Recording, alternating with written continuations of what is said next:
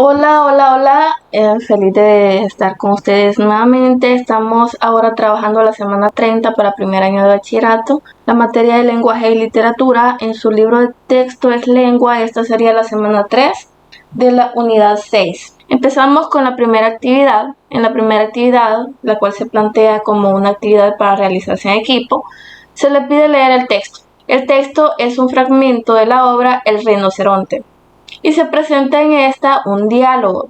Cabe mencionar que el texto es un texto dramático y está presentado, como ya les mencionaba, en forma dialogada por la misma situación. Y podemos ver dentro del fragmento un diálogo alternado. En un momento podemos darnos cuenta de que hay una conversación entre Berenguer y Juan, y de pronto aparece otro diálogo, una conversación entre el lógico y el señor anciano.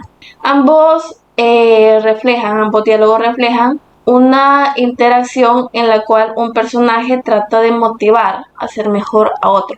No vamos a leer el diálogo como tal, solo vamos a analizar de qué trata así de forma rápida.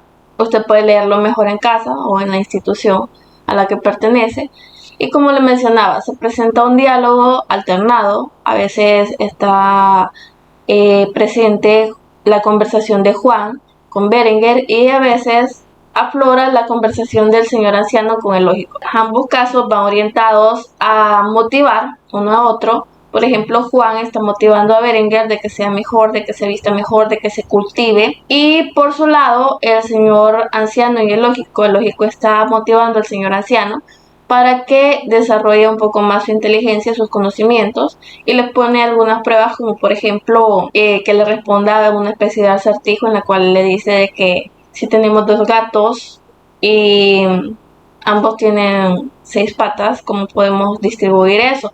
El señor anciano trata de responder, pero del mismo modo es como que él se limita mentalmente diciendo que él no puede dar respuesta dado que él no conoce tanto de la vida, de las ciencias, y el señor lógico le dice que nunca es tarde para aprender. Del mismo modo, Juan le dice a Berenguer que nunca es tarde para cultivarse, para ser mejor, para cambiar su apariencia y aprender cultura general. Después de las conversaciones, ya casi finalizando, Berenguer es convencido por Juan de ser mejor, también el señor anciano es convencido por el lógico, pero se ve un aspecto contradictorio en el final de la conversación, ya que Berenguer le dice a Juan que sí, que está dispuesto a ser mejor y que va a partir de ese día para ser mejor. Así planifica algunas actividades a las cuales invita precisamente a Juan para que lo acompañe, pero Juan le dice que él no tiene tiempo para esas cosas, que quiere que él sea mejor, pero que él tiene planificada su vida para ese día, y esas actividades que tiene para ese día implican ir con sus amigos a la cervecería, cosa que le había dicho Juan a Berenguer antes que ya no hiciera. Luego de analizar un poco de lo que trata el texto, podemos ver un poco de información acerca del autor, el cual se nos presenta como un dramaturgo francés rumano, quien fue miembro de la Academia Francesa desde 1970. Se dice que es uno de los autores principales del teatro del absurdo. Algunas de sus obras son La cantante calva, que publicara en 1950, y La lección en 1951. Él vivió de 1909 a 1994. Basándonos en este fragmento de la obra El rinoceronte, se nos presentan algunas cuestiones. En el literal A se le pregunta si existe una relación entre la conversación de los personajes Juan Berenguer y la que sostienen los personajes el anciano, el lógico. Se le pide que explique. Y la respuesta es que sí, como mencionaba, hay mucha similitud entre las dos conversaciones, sí existe una relación, ya que aunque la conversación entre el señor anciano y el lógico parezca disparatada, las ideas sirven como un contrapunto para la conversación entre Juan y Berenguer. A veces lo que dice el señor anciano y el lógico aprueba lo que dicen Juan y Berenguer. En otras muestran el absurdo entre sus ideas. Luego, en el literal B se le cuestiona acerca de en qué momento se observan los siguientes temas en el texto. El primer tema es la desvalorización social de las personas. Este aspecto, este tema se muestra en el momento en que Juan aparentando altivez, aconseja Berenguer de que debe ser más, mientras que le muestra él mismo sus prendas, su ropa. Leyendo el fragmento de la obra se da cuenta de que él le dice que debería tener o cuidar mejor su apariencia, sus zapatos, sus corbatas, su sombrero, y se muestra en el texto como él, de forma orgullosa, señala él mismo sus prendas de vestir. Entonces este aspecto obviamente se muestra en este momento. El tema de la esclavitud del trabajo. Esta se muestra cuando los personajes hacen cuenta de cuánto tiempo tienen para descansar y hacer las cosas. Recordemos que en un momento tanto el señor anciano como Berenguer dicen que no tienen tiempo debido a sus ocupaciones, cuando tanto Elogi como Juan le llaman la atención para que aprendan más, para que se cuiden mejor, para que se cultiven. Estos dicen que no han tenido tiempo nunca debido a sus ocupaciones o su trabajo. Luego tenemos la hipocresía de la sociedad. Puntualmente, creo que este tema, en el momento en que el fragmento llega a su final, dado que después de estar motivando tanto de parte de Juan a Berenguer, de estarle motivando tanto para que cambiara, para que fuera mejor, que no se dejara llevar por los vicios, que no dedicara su vida a tomar, que dedicara su tiempo a actividades provechosas. Él mismo le dice que no tiene tiempo para acompañarle a las actividades que Berenguer ha planeado para seguir los consejos de Juan, dado que Juan ya tiene planeado ir a perder su tiempo a la cervecería o con sus amigos o en otras actividades que no son de provecho. Luego de responder los literales, se le pide que socialice sus respuestas con la clase y pasa a la actividad número 2. En la actividad número 2 se le pide leer la información acerca de los tipos de categorías gramaticales. Se le inicia introduciendo al tema con el siguiente texto, con la siguiente información. Se le dice que el análisis morfológico consiste en identificar la categoría gramatical de cada una de las palabras de una oración. Por lo tanto, no debemos confundir el análisis morfológico con el análisis sintáctico. Análisis sintáctico se encarga de determinar la función de las palabras en la oración. El análisis morfológico consiste en identificar la categoría gramatical de cada uno. Vamos a conocer o a recordar, mejor dicho, porque este es un tema que usted ve de grados menores en básica. Vamos a recordar entonces los tipos de categorías gramaticales más usados. Entre estos tenemos los sustantivos, recordando que estos son aquellas palabras que nombran a los seres vivos, objetos, ideas, sentimientos o cualidades. Luego tenemos a los adjetivos, que se encargan de complementar al sustantivo. Se refieren a las características o cualidades que además poseen género y número. Tenemos también a los determinantes, que acompañan al sustantivo o limitan o concretan su referencia. Tenemos los pronombres, que sustituyen al nombre o sustantivo, los verbos, que expresan las acciones, existencias, estados o condición de algo. También tenemos a los adverbios, que complementan o modifican al verbo. Tenemos las preposiciones, que unen o relacionan palabras, las interjecciones, palabras o expresiones que enuncian por sí mismas un sentido completo o estado de ánimo. Y finalmente tenemos las conjunciones, que se encargan de unir palabras, oraciones o proposiciones. Tenemos por acá un ejemplo de análisis morfológico. La oración es: un gato tiene 4 patas. Vamos a establecer cuál es la categoría gramatical de cada una de las palabras que componen esta oración. Tenemos que un actúa como determinante masculino singular. Luego tenemos gato, que actúa como sustantivo masculino singular. Tiene es un verbo en tercera persona. 4 es un adverbio. Y patas funciona como sustantivo. A partir de lo anterior, se le pide a usted que analice las siguientes oraciones en su cuaderno. Vamos a identificar la categoría gramatical para cada una de las palabras de cada una de estas oraciones. Empezamos por la oración: Gabriela conduce su automóvil nuevo. Tenemos que Gabriela funciona como sustantivo femenino. Conduce va a ser nuestro verbo. Su funciona como determinante. Automóvil es un sustantivo. Y nuevo es un adjetivo. Segunda oración: mis padres ven televisión en mi casa todas las tardes. Mis es un determinante. Padres es un sustantivo. Ven es un verbo. Televisión es un sustantivo. En es una preposición. Mi es un determinante. Casa es un sustantivo. Todas es un adverbio. Las es un artículo determinante. Tardes es un sustantivo. Luego tenemos la oración: los alumnos han estudiado arduamente para el examen de mañana. Los es un determinante o artículo. Alumnos es un sustantivo. Han es un verbo. Estudiado es un verbo. Arduamente funciona en este caso como un adjetivo. Para es una preposición. El es un determinante artículo. Examen es un sustantivo. De es una preposición. Mañana es un adverbio. Luego tenemos la oración: los jóvenes invierten su tiempo en la biblioteca durante las tardes.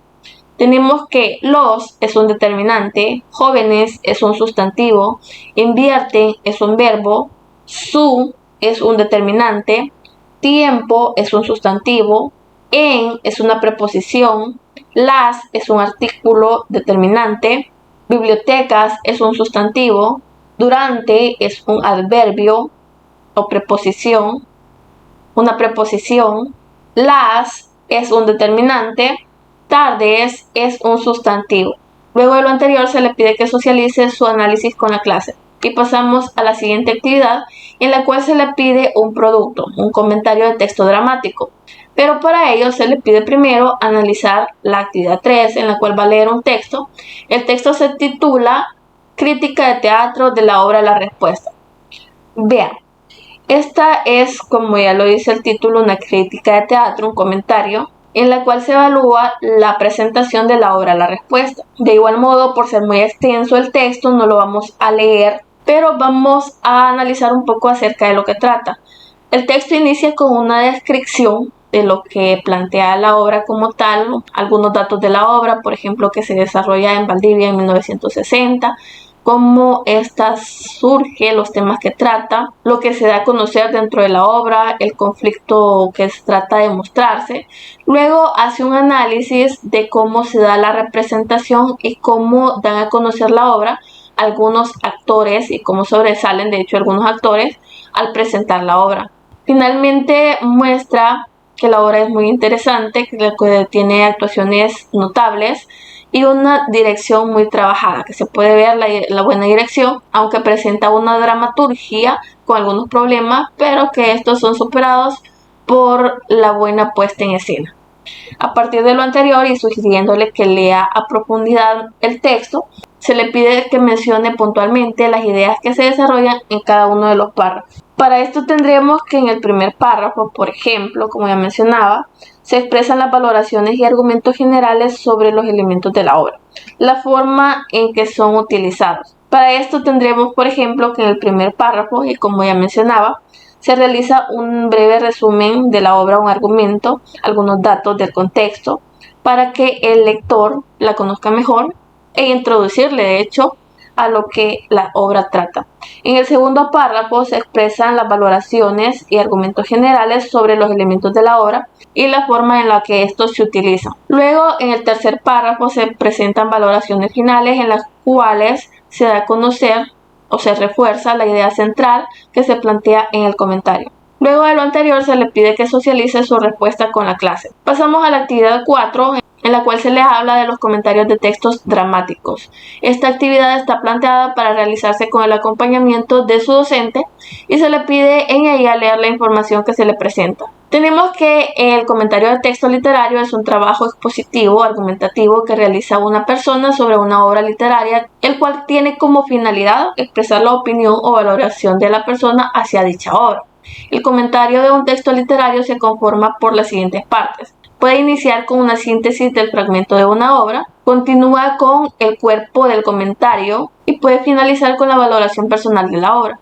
Además, se añade que el comentario de textos literarios se caracteriza en primer lugar por presentar una perspectiva principal subjetiva. En segundo lugar, puede ser racional, pues las valoraciones deben respaldarse con argumentos coherentes y concretos. Y por último, por ser un escrito breve y claro.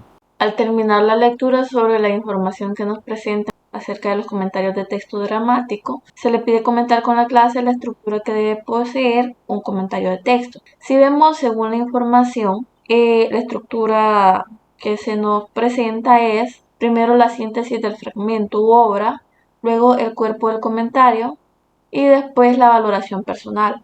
Pero tenemos agregado a lo anterior algunos otros tipos de estructura de acuerdo a si el comentario es, por ejemplo, deductivo. En este caso se va a presentar primero la tesis y se va a partir de lo general a lo particular. Si el comentario es inductivo, se va a presentar la tesis al final y luego seguirá de lo particular a lo general. Si es circular, la tesis aparecerá al principio y al final, con el propósito de reforzar dicha tesis. Y si es reiterativo, la tesis se va a tener a lo largo del texto apostando matices diferentes. Pasamos a la actividad número 5, en la cual se le pide escribir un comentario de texto dramático de la obra El rinoceronte. Para esto se le pide que planifique. En la planificación se le indica que debe recopilar información sobre el autor y su obra, debe identificar las ideas principales del texto y elaborar un esquema sobre las ideas principales que abordará en su comentario de texto.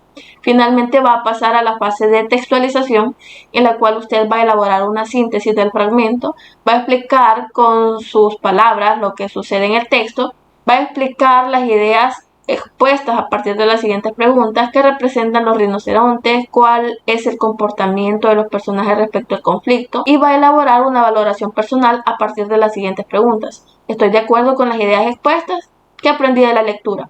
Se le sugiere un párrafo de 5 a 7 líneas. Luego de que haya hecho lo anterior, se le pide que comparta sus alcances, sus logros, lo que usted ha logrado identificar, descubrir de la obra con su clase. Y pasamos así a la actividad 6, en la cual se le pide resolver las actividades. Dado que usted ya tiene en este punto la textualización, vemos que actividades 5 y 6 son una sola cosa. Van enfocadas a presentar un comentario de texto de la obra El rinoceronte. En la revisión se le pide que comparta con sus compañeros su comentario de texto para poder revisarlo, valga la redundancia. ¿Y qué va a verificar? Va a verificar en los comentarios de sus compañeros, y sus compañeros van a verificar en su comentario lo siguiente: si la información está ordenada con la estructura del comentario de texto, si el comentario de texto presenta un análisis de las partes del texto dramático, si la idea se comprende con facilidad. Luego de esto va a tratar de enmendar las observaciones recibidas. Finalmente tendrá que publicar su comentario de texto y aplicará también una evaluación al mismo. Como siempre, yo le voy a presentar una propuesta en este caso para poder estructurar su comentario de texto. Usted sabe que puede tomarla, puede modificarla o pues solo observarla como un ejemplo para hacer la suya propia. Bueno, recapitulando, tenemos que la actividad 6 y la 5 son parte de lo mismo. En estas se dan las indicaciones para que usted escriba su texto dramático y finalmente lo publique. Actividad 5 y 6. Actividad 5 nos plantea planificación y textualización y actividad 6 nos plantea revisión y publicación. Mi propuesta para usted está acá. Tenemos el comentario de texto de la obra El rinoceronte. Empezamos por dar respuesta a las cuestiones que se nos plantean en la planificación. Se le pide que usted consiga información sobre el autor y su obra. Sabemos que este es un texto de Juan José Arriola, fue el escritor mexicano, autor de varios cuentos y novelas de obras teatrales. Entre las ideas principales del texto tenemos que Joshua McBride es un juez respetable en la sociedad. Su ex esposa vivió una década de tormento a su lado hasta que se divorció, y el juez volvió a casarse, pero ahora su mujer lo domina. En el esquema de las ideas principales tenemos que el inicio es la descripción de la personalidad del juez, el desarrollo es el casamiento con la nueva mujer y el desenlace van a ser las manipulaciones del hombre por parte de la nueva esposa. Dentro de la síntesis del fragmento vamos a establecer que los rinocerontes en esta representan animales fuertes, testarudos, pero poco inteligentes. Y vamos a responder también cuál es el comportamiento de los personajes respecto del conflicto.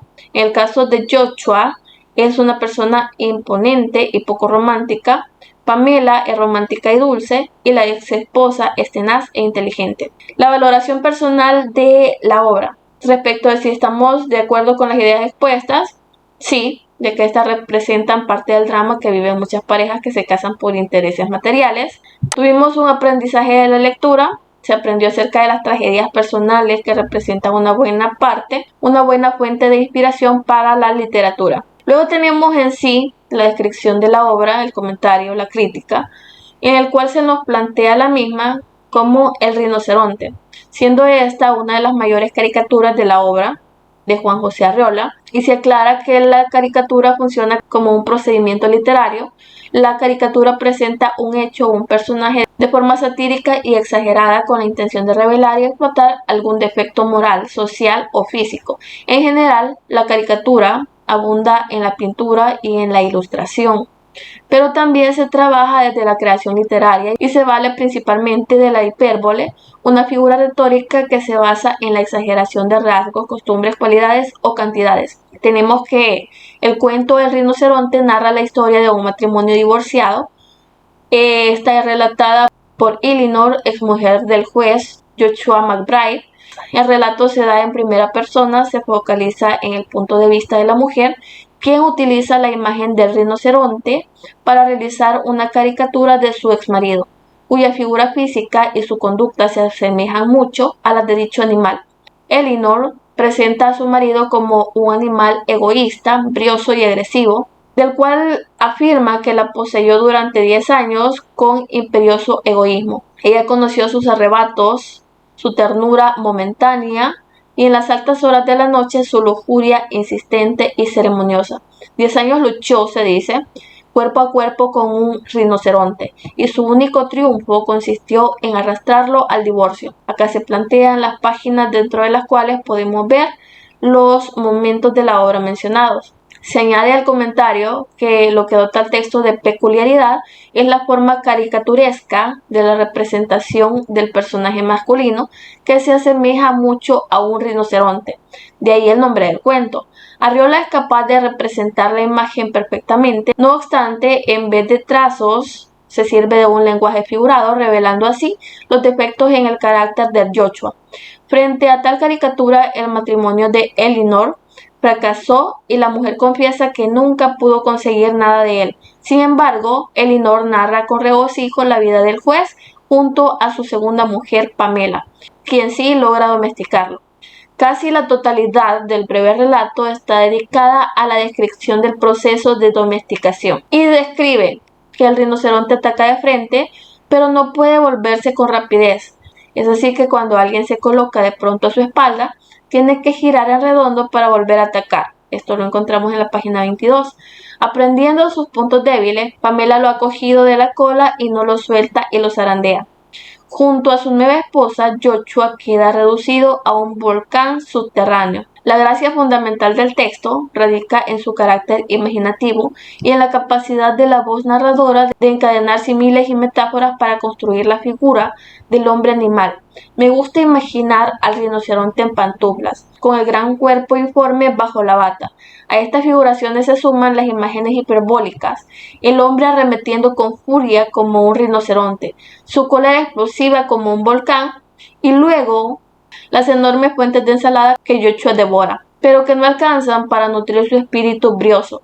Con todo ello, el texto ridiculiza al personaje del juez y ofrece a la narradora un método para superar el fracaso de su matrimonio. Después de 10 años de ser dominada por Joshua, la narradora se complace en imaginar a su exmarido dominado por su nueva mujer. Finalmente, cabe destacar que el rinoceronte ocupa un lugar especial dentro de la obra de Arriola, puesto que es uno de los pocos cuentos en los que una protagonista femenina tiene una posición superior a la de un hombre dentro del texto. En este caso, Elinor está en un plano superior al haber logrado divorciarse y mofarse de su exmarido, a la vez que Pamela lo ha conseguido al dominarlo. Esta sería la propuesta para su actividad, y para finalizar se le pide que realice una actividad en casa, en la cual se le indica que debe investigar sobre las diferentes técnicas e instrumentos para la recolección de información. Entre estos elementos o técnicas que va a investigar tenemos la encuesta, la entrevista y el cuestionario. Con eso damos fin a la semana 4 para la unidad 6 de su libro de lengua, específicamente semana 30 del presente año lectivo. Siempre recordándole que si no se ha suscrito al canal, porfa se suscriba, que me deje su like, se puede comente, por favor, que recomiende los videos a algún conocido, compañero o docente incluso, y que porfa no se salte los anuncios. Feliz día, feliz semana.